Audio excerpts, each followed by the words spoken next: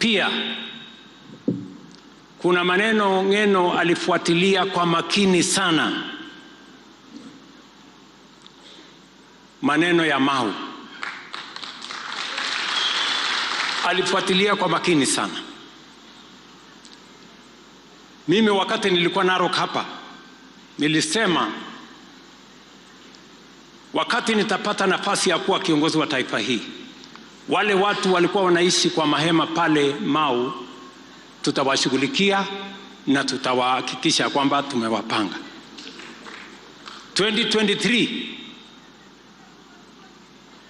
wale watu 2,000 walikuwa wanaishi kwa mahema, wote tuliwapatia pesa, kila mtu 1,300, tukawaondoa kwa mahema wakaenda kutafuta makao mahali pengine.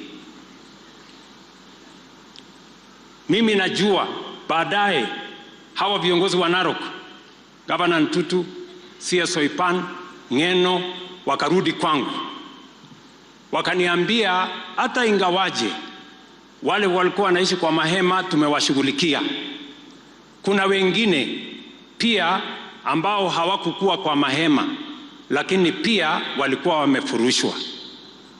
Nikawaambia wanitengenezee orodha ya hawa watu ambao waliathirika kwa njia hiyo. Provincial Commissioner, County Commissioner, Regional Commissioner wakashughulika.